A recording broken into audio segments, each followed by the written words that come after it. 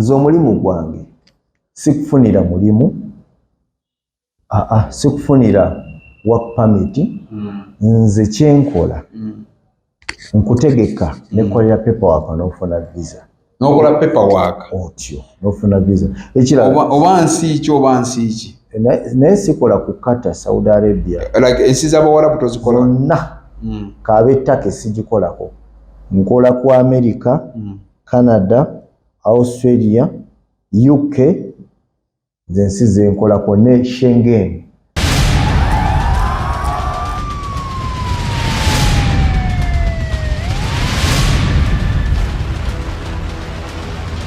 nene bwoba tolina woogenda like nga Canada nsobola okuyambako ne Connectinge omuntu ne bwavaano nga Munyankole oba Mukiga oba Muganda bw'atuuka eri tuba omuntu ogwo aba Munnayuganda munno. Kakati soma enamba y'essimu. Enamba yange y'essimu zino zonna visa ozibalaze ziri zonna visa zino visa. So njagala aboogera ebigambo babyogere nga balaba bwino nga balaba obukakafu.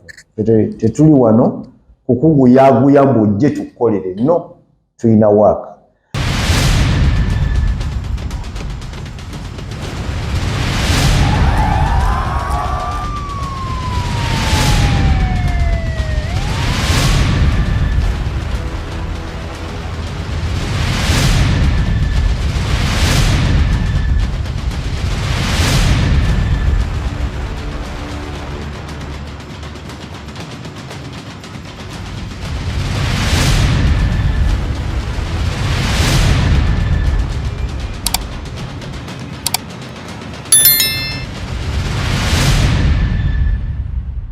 Weewala abafere leka nkwanjuli Ham Connect UG ye kampani egenda okufunira omulimu ebweru w'eggwanga. Tulina emirimu egy'abawala n'abalenzi mu mawanga nga Iraq, Saudi Arabia, Iran, Bahrain, Qatar n'amawanga amalala mangi. Wano ku Ham Connect UG tutunda n'okugula emmotoka ssaako ne airport taxi.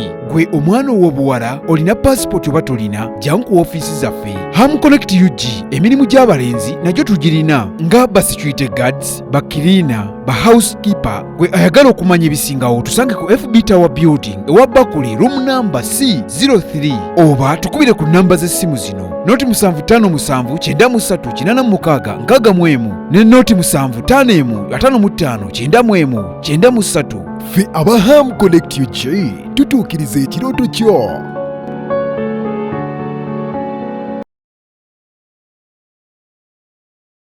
Boni Balista Coffee and Cafe Limited yevaba kutakati mu kukola okupaakinga n'okusomesa enkola ya kawa. Tukola kawa mu bika eby'enjawulo omuli espresso, cappuccino, black coffee ne latte. Tutendeka ate ne tugaba ne certificate eri abayizi ababa bakuguze mu kukola kawa mu bika nga V60 coffee, Chemex coffee, Aeropress coffee, Siphon coffee, cold brew drip tower coffee. Tusangibwa Kampala wa Bakuli ku FB Towers Building omwaliro ogusooka room number B04 okuliraana amafuta ga Haas. Okumanya ebisingawo 0703 0743 ne 0784112721 oba tukyalireko ku website yaffe ku www.bonibalista.com. Boni Balista Coffee, fuel for the day.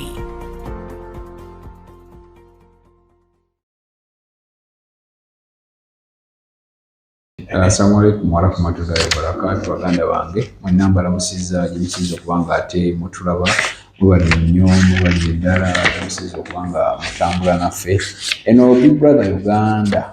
Of course kola engeri gyekolamu ebintu byayo. Omwami bamuyita Patrick Kizito Alaba.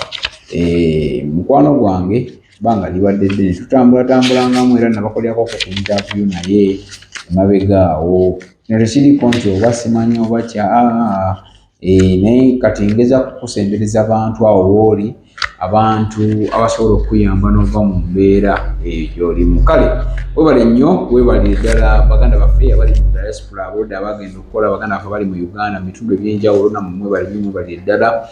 Nze musajja wa Kabaka Kalyesuubula aka Big Bro Jamal owena kaseke mpola mpola wetutambula ng'ate butubeera nga tumanya kiki ekigenda ddala mu maaso kaswete ebintu bitambulira ddala bulungi nnyo.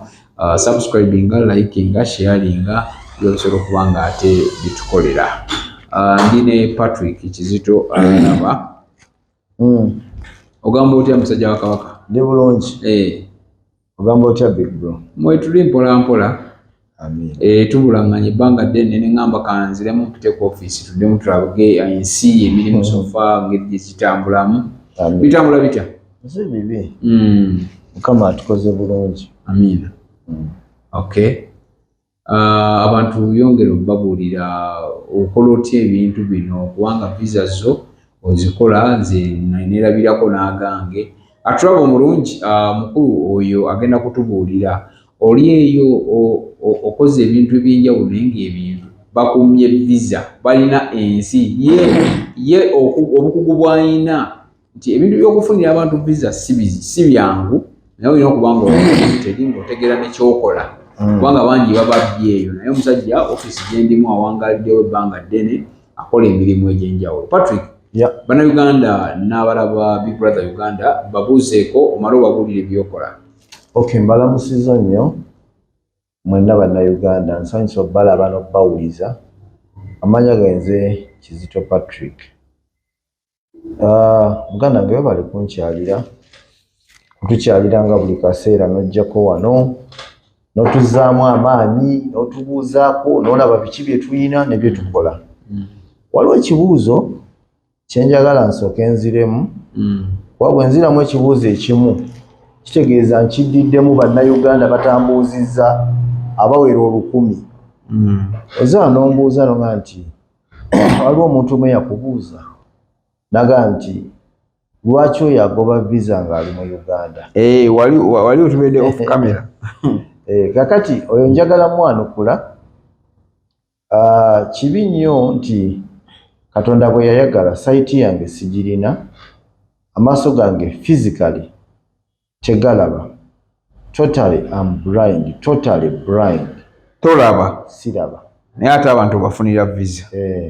Kati naawe ngenda tuukawo. Kakati bwe mba siraba, kati gwe Big Bro nawe kiteeke ku minzaani. Osuubira ngenda genda mu America okole ki? Kituufu. Ngende Canada, ngende mu faamu y'enkoko, oba ngende mvuge bbaasi nga siraba. Kituufu. Oba ngende mu gundi eparking ennyama nga siraba. Oyagala omukono bagukwate bagukutuleko. So nze kyekiŋŋaana okutambula okugendayo naye nga ntambudde Bulaaya n'enkoowa. By the way, ennyonyi nzirinnye n'enzikoowa kubanga nze mprocessinga. Big Bro osobola okwogera nange ne mmanya nti osobola okugenda oba tosobola. Olwa requirements z'olina ne neekebejja buli kimu. Osobola okugamba nti bw'okola bw'oti ne bw'oti osobola okugenda. So okugamba gwe oba baakumma bwe bati lindako sooka olindeko. Kwegamba Katonda tumwebaza olw'amagezi ago g'agabira abantu be ngaffe abanyoomerwa n'agatuwa abantu ne basobola okusanyukira mu bulamu bwabwe n'okutravelinga okugenda. Ekyokubiri, buliddeko abantu ababuuza ebibuuzo. Mbu Patrick ofunira abantu emirimu ebweru? No, nze sifunira abantu mirimu. Abantu bafunira mirimu? Nze omulimu gwange bakolera ki? Bannayuganda ngoba visa mu katabo. Gwe kasita omufunira visa ng'omuta kiwedde ye nga yeeyiiya. Kakati bino ebyokuyambako Big Bro, kubanga omuntu osobola omufunira visa nga talina connection, tamanyi waatuukira, tamanyi kyakola, tamanyi ali green. Bw'atumala ofuna visa nga tugirina ate nga tugenda ku page endala atuukirawa ani agenda omwaniriza? Bw'aba agenda nga Canada atuuka alina story kyemuyisaawo. Ebyo byamunda saagala byogera nnyo naye nga nze ekikulu kyange ekisooka kya visa mu katabo. Gwe mulimu gwange oba gwe mulimu gwaffe gwe tukola. So abantu badde babuuza ebibuuzo ebyo. Nze sifunira abantu mirimu Bulaaya oba Canada oba America. No, sisobola. Asomufunira visa omuntu wajja nakugamba nti njagala kugenda America, njagala kugenda Canada, njagala kugenda Australia, njagala kugenda Poland, njagala kugenda Norway. Nze mmanyi ebyetaagisa gwe okufuna visa. Ne nkugamba tutegeke kino na kino. Okay. Visa nitugisaba ne bagikuwa. Ekyokubiri njagala onteekako kamera bandabe bulungi. Wakulaba. Nze sigaba visa. Sigogaba. Bannayuganda kiddemu ekyo. Nze sigaba visa. Gwe togaba visa. Nze nkola mpapula kye bayita paperwork omulungi nga nkutegese oli ne bamuwa visa. Ne Katonda n'agenderako ne bakuwa visa. Victory School of Beauty and Hospitality Management ly'ettendekero erikyasinze okubangula abayizi mu misomo egy'emikono. Tusomesa okusala n'okusiba enviiri, ebyokwewunda, okufumba, okuweereza mu mawoteeri, okutimba ku mikolo, okukugga mu busomesa obw'amakanika n'ebirala bingi. Tuyina ebisulo eri abava ewala. Tuyambako n'abayizi okubafunira emirimu. Jangu weewandiise kati oleme kufikkira. Tusange Nateete ku bitaala oba kuba ku ssimu noti 7 293 729 oba noti 755 55 422. Victory School of Beauty and Hospitality Management. By the way, abantu tebali eyo kwembase kuma visa. Tebali okumuwa. Tebamanyi na gye ozaalibwa. Takuyinako na jealous. Wabula abantu abamu bagenda tebamanyi kyakukola, kyakwogera, babakoledde ebintu nga bifu ne babamma. Embassy teriyo wali kuma visa. N'ekirala big bro, visa kankiddemu Katonda yagigaba. Teriiko kumanya. Osobola okugenda mu America n'omalayo emyezi 6 n'okolayo overstay. Nodda wano. Boddayo n'ojjukira okudda ku American Embassy. Ogenda okuddayo nga tugeze visa yaggwako. N'akubuuza ogenda kufuna ndala ku renewing. N'akubuuza lwaki wamalayo ebbanga bwe biti. Oyogera statement ezitakwatagana kati tetuyinza kwesiga nti onodda. Ne bagikuma. Ye mu America tabuuzibwa. Ali arrogant nnyo. So ojjalo ntukuteeza visa teriiko ddogo. Teriiko ddogo. Teriiko banduga. Otegere ekigamba. So bannayuganda muyina kumanya kulaba muntu mumanyi n'abayamba mu area eyo. Ekyokubiri twebaza Katonda atwadde visa ezimala. Zino zonna visa eziri mu butabaawo visa sina bwenza njuluza wano ge mazima. Wano tulinawo obutabo big bro. Ana akatabo konna kajjudde visa kano. Okalabye? Ezo zonna visa ezo. Sinza kugamba nti oba visa meka. Ne Mukama atublessinze. Ezo zonna visa ezo. So visa omuzungu taliwo gikuma takuyinaako kizibu. Tamanyi na gye ozaalibwa oba oli w'Erukaya oba oli w'Embaale oba oli w'e Kotido oba oli w'e Mubende tamanyi na bikwatako. Wabula gwe osaana kuteekebwateekebwa ofune visa yo ogenda otandika obulamu. Okay. Tweyanze nge bamuyita Patrick Kizito alaba. Nga tumaliza Patrick. Okugamba omuntu waddembe okubeera ng'aleeta ssente that is n'agamba nti Patrick njagala kugenda Canada. Njagala kugenda America, njagala kugenda Germany. Naye sirinaawo ssente. Omuntu oyo bw'ajja n'ebyetaagisa by'oba omusabye nga byempulira nti oba kadi y'emmotoka, kyapa, marriage certificate, biki ebyo kale n'abikuŋŋaanyiza bank statement nga yabiyina. Omukolera n'asasula nga visa emaze okujja oba ebaako n'omutemo gw'asasula percentage ki gy'asasula omuntu nga talina. Kaakati ekyo kankikuddemu. Ekyokusooka buli muntu alina requirements mu Uganda. Abantu abasinga bazirina senga be bajjudde Canada n'America. Requirements zokka si ze zitwala omuntu e Bulaaya. Requirements zo zikutwala n'amagezi omuntu akolera gataddemu gakutwala. Okay. So si buli nti bwonkuŋŋanyiza kyobaleeta kino na kino na kino bye bigenda okutwala. Senga abaana b'abagagga abalina buli kimu, senga bonna bali Canada na America na Australia.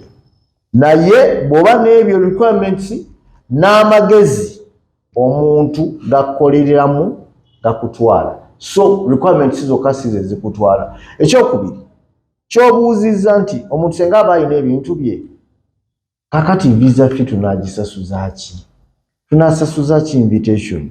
Kale osobola okuba n'ebintu ebyo naye nga weetaagayo ssente ensaamusaamu eziprocesinga paka ng'ofunye visa n'ogenda visa bw'emala okujja n'otusasula. Era tulina policy bwe tuba tukolerako tugeze $1,000,000 yonna twegituwa. Otuwako afu visa bw'emala okujja n'otusasula balance wa. Okay. Ontegedde? Kitegeerekese. Visa bw'eba tezze tusala amagezi tugamba tukoze tutya. Tuyinza okwapiiringa, tuyinza okuddamu ne tukola process endala paka ng'oli muwanguzi nga visa eri mu kaki. Angeze. So ne tugamba nti twete $1,000,000 zonna 2 ze twakusabye mulundi ogwo ngeza. Tetukola bwe tutyo. Okay. Tuyanze ng'ensabo sibula batulaba. Nga ngendo sibula. Namba y'essimu yo. Okay. Enamba yange gye nkwata mu ngalo eri 0700 31 62 28. 0700 31 62 28. Kati ya WhatsApp gye nkozesa sooteekako message yo naye ngisangako buli kimu kyonna eri 0702 28 27 34. Okay, tweyanzenge Patrick nja kuddira muganda wange Abannayuganda we bali kubatangaza na kwagaliza abavubuka ayagala ogenda ebweru jangu ono ekyakulema kyonna sitwagulira big bro sitwala take sitwala kata tetugoba visa ze Dubai, Saudi Arabia, Oman, ensi z'Abawarabu nedda. Neza Africa nedda. Tetwategeera muzungu yekka kuba ye wali omulamwa muzungu. Bwe omuntu yenna ayagala okugenda e Bulaaya ayagala okugenda Germany, Poland, Norway, Canada, Switzerland, France, America, France, Canada, America, UK. Ajje omukolere paperwork afune visa. Omulimu gukola paperwork n'afuna visa. Bw'oba olina connections woman. Naye visa kye kikulu. Visa mu katabo. Okay. Oba tolina connection tutuula wansi ne tusala amagezi ne tulaba. Kubanga tuli bamanyi ate tuli connected. Okay. Oyinza kujja wano akubira essimu nenkuwa kye neetaaga ne ssente zo nekolera n'ofuna visa n'ogenda. Njagala nnyo n'omuntu ng'ali connected ng'alina w'agenda. Naye ne bw'oba tolina w'ogenda like nga Canada nsobola okuyambako ne connectinga. Omuntu ne bw'avaano nga Munyankole oba Mukiga oba Muganda bw'atuuka eri tuba omuntu ogwo Munnayuganda. Aba Munnayuganda munno. Kakati soma enamba y'essimu. Enamba yange y'essimu zino zonna visa ozibalaze. Ziri zonna visa zino visa. So njagala aboogera ebigambo babyogere nga balaba bwino nga balaba obukakafu.